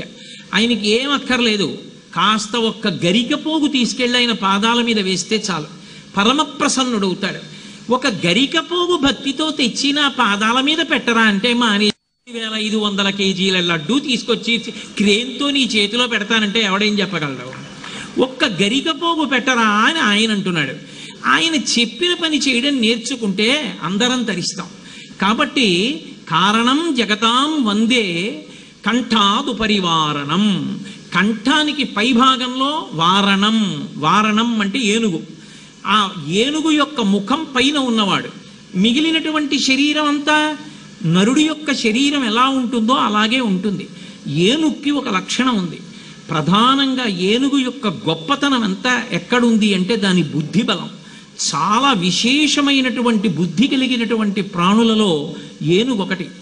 అందుకే విఘ్నేశ్వరుడు మీరు ఎప్పుడైనా చూడండి, ఈ దేశానికి ఎన్ని రకాలుగా ఎన్ని విధాలుగా ఆయన రక్షణ చేశాడో మహానుభావుడు. అసలు ఈ దేశం పూజామందిరం ప్రపంచానికి అంతటికీ కూడా. ఇక్కడ దీన్ని పూజామందిరంగా ఉంచుకుంటే ఇక్కడ చేసేటటువంటి ఆరాధన, ఇక్కడ చేసేటటువంటి తపస్సు, ఇక్కడ చేసేటటువంటి ఉపాసన వలన ప్రపంచమంతా కూడా సౌఖ్యంగా ఉంటుంది. ఇంట్లో పవిత్రమైనటువంటి పంచాయతనం ఎక్కడుండాలి? పూజామందిరంలో ఉంటుంది. పూజామందిరంలోకి వెళ్ళి యజమాని కూర్చుని చేసినటువంటి పూజ చేత ప్రీతి చెందిన భగవంతుని యొక్క అనుగ్రహం వల్ల మిగిలిన గదులన్నిటిలో ఉండవలసిన ఐశ్వర్యము, ఉండవలసిన వాళ్ళు ఉండి యజమాని శాంతిగా ఉంటాడు. ప్రపంచానికంతటికీ పూజామందిరం భారతదేశం. ఇటువంటి భారతదేశంలో ఉండవలసినటువంటి అద్భుతమైనటువంటి స్వరూపాలు దేశపు ఎల్లలు దాటి వెళ్ళిపోతున్నప్పుడు ఇది పూజామందిరం, కర్మభూమి, ఇది దాటి వెళ్ళకూడదని ఇక్కడ ఉంచినటువంటి వాడు విఘ్నేశ్వరుడే. ఒకానొకప్పుడు రావణాసురుడు పరమశివుని యొక్క ఆత్మలింగాన్ని తీసుకెళ్ళిపోతున్నాడు. తీసుకెళ్ళిపోతుంటే గోకర్ణం దాకా వచ్చేసరికి సంధ్యావందనం చేసుకునే వేళ అయింది. దీన్ని పట్టుకునే పిల్లవాడు ఎవరైనా దొరికితే బాగుండు అనుకుంటే ఓ చిన్న పిల్లవాడి రూపంలో వచ్చి 3 మార్లు పిలుస్తాను, నాకు బరువు అనిపిస్తే రాకపోతే కింద పెట్టేస్తానన్నాడు. ఆ లింగం కింద పెడితే ఇక కదలదు. అలాగే వచ్చేస్తానని వెళ్ళి స్నానం చేసి అర్ఘ్యం ఇస్తుంటే ఇక తను కదలలేడు కదా అని అప్పుడు అరిచాడు, రావణ రావణ రావణ అని. 3 మాటలు అయిపోయింది, నువ్వు రాలేదని కింద పెట్టేశాడు. విఘ్నేశ్వరుడు కింద పెట్టేశాడు కాబట్టి పరమశివుని యొక్క ఆత్మలింగం భారతదేశపు ఎల్లలు దాటకుండా గోకర్ణ క్షేత్రంలో మనకి దక్కింది. అలాగే ఒకనాడు రామచంద్రమూర్తి యొక్క ఆరాధన సంపుటంలో ఉన్నటువంటి రంగనాథ స్వామిని రాక్షసుడైనటువంటి విభీషణుడు ఎంత ధర్మాత్ముడైనా ఆయన తీసుకుని వెళ్ళిపోతూ ఇక దక్షిణ సముద్రాన్ని దాటి కాంచనలంకకి వెళ్ళిపోతాడు. వెళ్ళిపోతున్నప్పుడు కావేరీ నది ఒడ్డుకి వెళ్ళేటప్పటికీ ఉభయ కావేరి అంటారు. అక్కడ రాక్ఫోర్ట్ దేవాలయం మీదకెక్కి చూస్తే అక్కడ కావేరీ చీలి కనపడుతుంది. అక్కడికి వెళ్ళేటప్పటికి రంగనాథ స్వామి మూర్తి భారతదేశం దాటి వెళ్ళిపోకుండా మళ్ళీ పిల్లవాడి రూపంలో వెళ్ళి రంగనాథ స్వామిని చేతిలో పట్టుకొని పిలిచేటప్పటికి రాలేదని 3 మాటలు పిలిచేటప్పటికి రాలేదన్న నెపంతో ఆ విగ్రహాన్ని అక్కడికి పెట్టేసినటువంటి వాడు విఘ్నేశ్వరుడు. విభీషణుడు ఊరుకున్నాడు కానీ రావణాసురుడు ఊరుకోలేదు. ఎంత పని చేశావురా పిల్లాడా, శివలింగాన్ని ఇక్కడ పెట్టేశామని నెత్తి మీద ఒక్క ముట్టికే కొట్టాడు. కొడితే అంత విఘ్నేశ్వరుడి తలకాయకి బొప్పి కట్టి చిన్న సొట్ట పడింది. ఆ చిన్న సొట్ట పడినటువంటి విఘ్నేశ్వర మూర్తి మీకు ఇప్పటికీ గోకర్ణంలో ఉంటుంది. గోకర్ణ క్షేత్రంలో మీరు ఆ విఘ్నేశ్వర దేవాలయ దర్శనానికి వెళ్ళి తల మీద కొంచెం చేయి పెట్టిలా తడిమి చూస్తే చిన్న గుంతలా కనపడుతుంది. ఏమిటండి అది అని అడిగారు అనుకోండి, అభిషేకం చేస్తే అందులో నీళ్లు నించుంటాయి, చిన్న బట్ట పెట్టి ఒత్తుతూ ఉంటారు. రావణాసురుడు మొట్టికాయ కొడితే చిన్న సొట్టబడిందండి అంటాడు. మహానుభావుడు రంగనాథస్వామిని అలాగే ఆ గోకర్ణంలో ఉండవలసినటువంటి ఆత్మలింగాన్ని రెండిటినీ అక్కడే ఉంచి భారతదేశపు ఎల్లలు దాటకుండా ఆపి భారతదేశం కర్మభూమి పూజామందిరము అని దీని యొక్క వైశిష్ట్యాన్ని పవిత్రతని మరింత పెంచినటువంటి అద్భుతమైనటువంటి స్వరూపము ఆ విఘ్నేశ్వరుడి యొక్క స్వరూపం. అందుకే పైన ఆ కంఠాదు పరివారణం, కంఠం పైకి వచ్చేటప్పటికి గజముఖంతో ఉంటాడాయన. గజముఖము అంటే ఏదో సామాన్యమైన ముఖము అని అనుకోకండి. గజ అనేటటువంటి మాటకి ఒక లక్షణం ఉంది. గ అంటే గతి, జ అంటే జన్మ. మనం ఏ మార్గంలో నడుస్తున్నామన్న దాన్ని బట్టే మనకి జన్మలు ఉంటాయి. ధార్మికమైన మార్గంలో నడిచిన వాడు ఎక్కువ జన్మలు ఎత్తవలసిన అవసరం లేకుండా పరమేశ్వరుని యందు కలిసిపోతాడు. ఎవరు సక్రమమైన మార్గంలో భగవద్భక్తితో ధార్మికమైన మార్గంలో నడవడో వాడు కొన్ని కోట్ల జన్మలు వెన్నుపాం అడ్డంగా ఉండేటటువంటి తిరియక్కుగా మళ్ళీ పుట్టవలసి ఉంటుంది. అటువంటి గతి తప్పుతున్న వాళ్ళందరినీ కూడా తాను తనకి నమస్కరించినంత మాత్రం చేత వినాయకుడై నడిపిస్తాడు. ఆ నడిపించే లక్షణం ఉన్నవాడు కాబట్టి గజ అంటే ఎవరు ఆయన యొక్క పాదములు పట్టుకుంటున్నారో వాళ్ళ యొక్క గతి జన్మరాహిత్యం వైపుకి తీసుకెడతాడు. వాళ్ళ జన్మకి సార్థక్యాన్ని కల్పిస్తాడు. అలా ఇవ్వగలిగినటువంటి విశిష్టమైన నాయకుడు వినాయక. అంటే విశిష్టమైన నాయక కాదు, వినాయక. తన మీద వేరొక నాయకుడు లేనివాడు, తానే సర్వోత్కృష్టమై చాలా గొప్పదైనటువంటి నాయకత్వ పదవిలో ఉన్నటువంటి వాడు. రెండు కారణముల చేత వినాయక అనేటటువంటి పేరుతో పిలవబడుతూ మన యొక్క గతిని జన్మరాహిత్యం వైపుకు తీసుకెళ్ళగలిగినటువంటి వాడు కనుక గజముఖుడై ఉంటాడు. గజముఖుడైన వాడికి మూషికము కిందన వాహనంగా ఉంటుంది. అది ఏనుగు యొక్క ముఖానికి కింద ఎలుకకి సంబంధం. ఆ రెండిని కలిపి విచారణ చెయ్యాలి ఎప్పుడు. సంస్కృతంలో మూషికము అన్న మాటకు అర్థం ఏమిటంటే దొంగ బుద్ధి కలిగినది అని. అసలు దాని బుద్ధిలో ఇంకో ఆలోచన ఉండదు, ఎప్పుడూ దొంగతనమే. ఎలుక దేనికి ప్రసిద్ధి అంటే దొంగతనానికి ప్రసిద్ధి. దాని జీవితం మొత్తం మీద దానికి దొరతనం ఉండదు, ఎప్పుడూ దొంగతనమే. ఎక్కడ చేరిందో అక్కడే దొంగతనం చేస్తుంది. సాధారణంగా ఇళ్లల్లో ఉంటుంది. ఇళ్లల్లో ఉండి ఇంటి యజమానికి తెలియకుండా ఎత్తుకుపోతుంది. మీరు చూడండి, అలా అలా వచ్చి ఇలా ముఖం కదిపి ఇలా చూసి చటుక్కునొచ్చి అక్కడ ఉన్న చిన్న గిన్నో చెంచాయో పట్టుకుని వెళ్ళిపోతుంటుంది. పట్టుకెళ్ళిపోయి కింద కలువులో పెట్టి దాస్తూ ఉంటుంది. దొంగలు పూర్వం, ఇప్పుడంటే దొంగలకు కూడా తెలివి మీరిపోయారు కానీ పూర్వం దొంగలు భూమిని తవ్వి అందులోనే దాచిపెడుతుండేవారన్నీ. గొయ్యి తీసి ఆ గోతి కన్నంలో దాచుకోవడం ఎలుకకి అలవాటు. అందుకే సంస్కృతంలో మూషికము అంటే ఏమిటంటే దొంగ బుద్ధి కలిగినది. దొంగ బుద్ధి అని దేనికి పేరంటే అన్నీ భగవంతుడివి. అన్నీ భగవంతుడివైతే నావి అనడమే దొంగ బుద్ధి. ఈ శరీరానికి చర్మము, రక్తము, మాంసము, కొవ్వు, అస్థి, శుక్ల, మేధ అని 7 పదార్థాలు ఉన్నాయి. ఇందులో మహానుభావుడు ఎంత గొప్పగా కప్పాడో చర్మాన్ని. మీరు ఇంత చిన్న మూట కట్టాలి అంటే ఓ జేబురుమాల్లో కట్టచ్చు. అదే జేబురుమాల్లోకి చాలా పదార్థం వేసి బాగా లాగారనుకోండి, చిరిగిపోతుంది. నేను చంటితనంలో ఉన్నప్పుడు చర్మం ఇంతే. నేను పెద్దవాడిని అయిపోయి 6 అడుగుల ఎత్తు వచ్చేసిన తర్వాత కొత్తగా చర్మాన్ని నేను తీసుకొచ్చి ఎవరు అంటించలేదు. ఆ చర్మమే ఎంత పొడుగు పెరుగుతుంటే అంతవరకు సాగుతూ వస్తుంది. అలాగా అదే చర్మం నేను జరని పొందినప్పుడు వృద్ధాప్యం బాగా పొందేస్తే ముడతలు పడిపోయి కుంచుకుపోతుంది మళ్ళీ. ఇలా చెయ్యగలిగినటువంటి వాడు, ఇవన్నీ ఇచ్చినవాడు పరమేశ్వరుడు.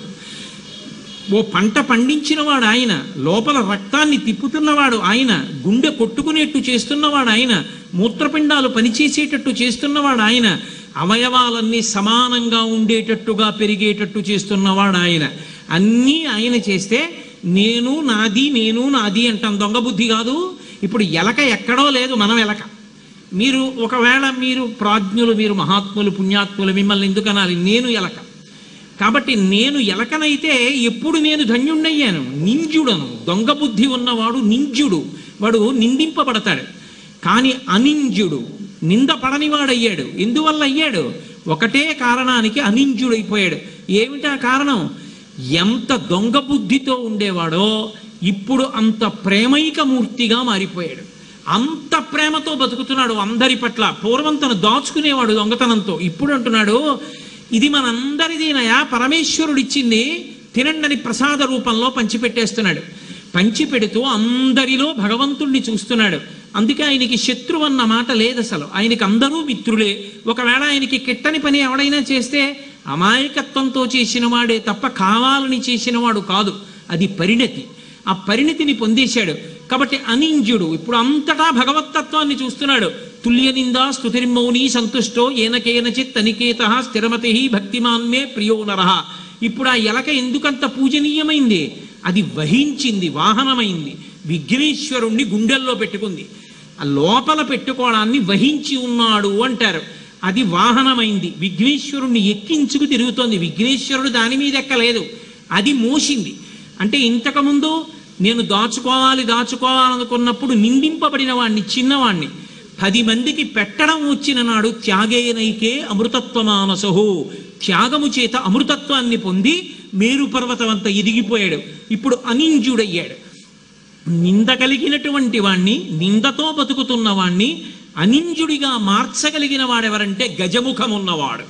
ఆ గజముఖం ఉన్నవాడి పాదములు పట్టుకుంటే గతిని నిర్ణయించి జన్మరాహిత్యం వైపుకి తీసుకెళ్ళి మూషికాన్ని అనింజుడిగా చేసి తనకి వాహనంగా చేసుకోగలడు. లేదా వాహనంగా నిలబడగలిగినటువంటి శక్తిని కటాక్షించగలడు. ఇది చెప్పడానికి కంఠాదు పరివారణం. కంఠము మీద ఏనుగు యొక్క ముఖమున్నవాడు కాదు. పొద్దున్నే నిద్ర లేచి ఒక్కసారి చూస్తే చాలు లక్ష్మీ కటాక్షం. ఏనుగు ముఖం లక్ష్మీ స్థానం. అందుకని ఏనుగు ముఖం వంక చూస్తే చాలు లక్ష్మి లభిస్తుంది. కాబట్టి లక్ష్మీప్రదమైనటువంటి ముఖమున్నవాడు కాదు. అసలు లోకంలో అన్ని ముఖాలలోకి మంచి ముఖం ఏది అంటే సభ్యత, సంస్కారం ఉన్న ముఖము. పెద్దల దగ్గరికి వెళ్ళినప్పుడు ఎక్కువ మాట్లాడనిది. పెద్దలతో మాట్లాడేటప్పుడు నేను మాట్లాడితే నా నోటిలో ఉన్న లాలాజనపు తుంపరలు అవతల వారి మీద పడతాయని ఎవరు చేతిని అడ్డు పెట్టుకుని మాట్లాడతారో వారు సంస్కారం ఉన్నవారు. అటువంటప్పుడు మహానుభావుడైనటువంటి ఏనుగు అదొక్కటే ఒక పని చేస్తుంది. మీరు చూడండి, నోటికి అడ్డంగా దానికి తొండ ఉంటుంది. తొండమే దానికి చెయ్యి. ఆ చేతిని అడ్డం పెట్టుకుంటుంది. అంటే ఎప్పుడు నోటికి అడ్డం పెట్టుకుంటుంది. అది ద్వైపం. అది లోపలికి పుచ్చుకోవాలంటే 2 అంచెల్లో పుచ్చుకుంటుంది. మనుష్యుడవా లోకంలో ఉత్కృష్టమైన ప్రాణి అని నిర్ణయం చెయ్యాలంటే ఎలా నిర్ణయం చేస్తారు అంటే వేదం నిర్వచనం చెప్పింది. 2 అంచెల మీద తినే ప్రాణులు ఏవున్నాయో అవన్నీ ఉత్కృష్ట ప్రాణులని గుర్తు. ఏనుగు, కోతి, మనుష్యుడు ఇవి ఒక్క ఉదుటున తినవు. కుక్కుందనుకోండి పరిగెత్తుకెళ్ళి నోటితో కరుచుకు తింటుంది. కోతి ఉందనుకోండి చేత్తో తీసి నోట్లో పెట్టుకుంటుంది, 2 అంచెల్లో తింటుంది. ఏనుగు ఉందనుకోండి తొండంతో పుచ్చుకుని నోట్లో పెట్టుకుంటుంది. మనుష్యుడు చేత్తో పుచ్చుకుని నోట్లో పెట్టుకుంటాడు. ద్వైపం అంటారు. ఏనుగు పుచ్చుకుంటే 2 అంచెల్లో పుచ్చుకుంటుంది. ఇచ్చేస్తే ఒక్క ఊపులో ఇచ్చేస్తుంది. అంటే తొండంతో తీసి ఇచ్చేస్తుంది తప్ప 2 అంచెలు ఉండవు. పుచ్చుకుంటే ఆలోచన, ఇచ్చే ముందు ఆలోచన ఉన్నది, ఇచ్చేస్తుంది. అందుకని గజముఖము ఉత్కృష్టమైనటువంటి ముఖము కాదు. ఏనుగు ముఖం ఎందుకు గొప్ప ముఖమైందంటే ఏనుగు ముఖంలోనే చెవులు ఉంటాయి. ఆ చెవులు గజతాళం అంటారు. ఏనుగు చెవులు అంతలా ఊపుతుంది. ఆ ఊపడం కాదు, దానికి ఉన్న గొప్పతనం ఏమిటంటే ఆ ఒక్క విఘ్నేశ్వరుడు యొక్క చెవులకే ఆభరణాలు పెట్టరు. మిగిలిన అందరు దేవతలకి కర్ణాభరణాలు పెడతారు. ఆయన వింటున్నాడని మీకు బాగా అర్థమవుతుంది. చెవులు ఊపుతూ మరీ వింటూ ఉంటాడు. అందుకే ఆయన ముఖం చూసేటప్పటికే మన కష్టం వినేవాడు ఉన్నాడు రా అని ధైర్యం కలుగుతుంది. అందుకని సుముఖం, మంచి ముఖం ఉన్నటువంటి వాడు. కంఠాదు పరివారణం కాదు. అసలు రహస్యం అక్కడే ఒక రాక్షసుడు తిరుగుతుండేవాడు కైలాస పర్వత ప్రాంతంలో. ఆయన బ్రహ్మగారి గురించి తపస్సు చేసి వరమడిగాడు. స్త్రీ పురుష సంభోగము వలన పుట్టనటువంటి వాడు ఏనుగు యొక్క ముఖమున్నవాడే నన్ను చంపాలని అడిగాడు. ఎందుకని ఆయన గజముఖాసురుడు, అది ఏనుగు రూపంలో ఉండేవాడు ఆ రాక్షసుడు. అందుకని ఏనుగు ముఖం ఉన్నవాడి చేతిలో అయితే చచ్చిపోతాను, ఆ వచ్చినటువంటి వాడు స్త్రీ పురుష సంభోగం వల్ల పుట్టినవాడు కాకూడదన్నాడు. అందుకే లోకానికి రక్షకులు కనుక పార్వతీ పరమేశ్వరులు లోకాల్ని కాపాడడానికి పార్వతీదేవి తన ఒంటికున్నటువంటి పసుపుని నలుగుగా తీసి విఘ్నేశ్వరుణ్ణి పెట్టింది. మీరు ఏ దేవతని పూజ చెయ్యాలన్నా రెండే మార్గాలు ఉంటాయి. ఒకటి దేవత యొక్క మూర్తి ఉండాలి, రెండు అక్కడ ఏదైనా మీరు పూర్ణ కలశ పెట్టాలి, కలశ పెట్టి కలశలోకి ఆవాహన చెయ్యాలి. గణపతిని పూజ చెయ్యాలి అంటే మీకు ఈ రెండూ అక్కర్లేదు. పసుపు ఇంత 3 వేళ్లతో నొక్కి బొట్టు పెడితే అందులోకి విఘ్నేశ్వరుడు వచ్చేస్తాడు. పార్వతీదేవి తన ఒంటి పసుపుతో మొట్టమొదట ముద్ద చేసి నరగణపతిని సృష్టించింది. నరముఖంతోనే ఉండేవాడు, ఇప్పటికీ చిదంబరం 3వ వీధిలో ఉంటాడు. అలాగే రాక్ఫోర్ట్ దేవాలయం పైన ఉంటాడు నరముఖంతో. కానీ పరమశివుడు లోకాల్ని రక్షించడం కోసమని స్త్రీ పురుష సమాగమం లేకుండా పుట్టినవాడు కనుక ఇతనికే ఏనుగు ముఖం కూడా ఉంటే గజముఖాసురుణ్ణి సంహరిస్తాడని ఆ ముఖాన్ని తీసేశాడు. ఎందుకని అంటే మహానుభావుడు లోకములకన్నిటికీ రక్షకుడు కనుక అంతటి గొప్ప పని చెయ్యగలిగిన వాడు శివుడు ఒక్కడే. త్రిశూలంతో కొడుకు తల తీసి ఉత్తరాభిముఖంగా తలపెట్టి ఏనుగు నిద్రపోకూడదు కనుక, అలా నిద్రపోతున్నటువంటి ఏనుగు ఎక్కడుంటుందో అక్కడ అమంగళం కనుక కైలాస పర్వతం కింద ఉత్తరాభిముఖంగా తలపెట్టుకుని నిద్రపోతున్నటువంటి ఏనుగు యొక్క శిరస్సు ఖండించి తెచ్చి ఆ ఏనుగుని ఈ పిల్లవాడి తలకి అమర్చాడు. అలా అమర్చడం ఆ రోజుల్లో ఉందా అండి అంటారేమో. ప్రథమో దైవ్యోభిషకో అని ఎదుర్వేదం. లోకంలో వైద్యులందరికీ మొదటి వైద్యుడు ఎవరు అంటే పరమేశ్వరుడే. అందుకే ఇప్పటికీ మీరు దక్షిణ దేశంలో ఇప్పటికీ శ్రీపురం మొదలైనటువంటి క్షేత్రాలు ఉన్నాయి. అక్కడికి వెడితే జ్వరహరీశ్వర దేవాలయం అని ఒక దేవాలయం. ఆ దేవాలయానికి వెళ్ళి ప్రసాదం తీసుకుంటే జ్వరము హరింపబడుతుందని ఆయన పేరే జ్వరహరీశ్వరుడు. ఎంతోమంది పెద్దలు నిరూపణం చేశారు. ఎంతో గొప్ప గొప్ప వ్యాధులు కూడా శివాభిషేక తీర్థాలు ఇచ్చి పోగొట్టారు. దరిద్రం పట్టి నాశనమైపోతున్న ఒక కుటుంబాన్ని కామకోటి పీఠాధిపతులు చంద్రమౌళీశ్వరునికి అభిషేకం చేసిన తీర్థం పోసి రక్షించారు. ఒకప్పుడు మళ్ళీ వాళ్ళ ఐశ్వర్యాన్ని పొందారు.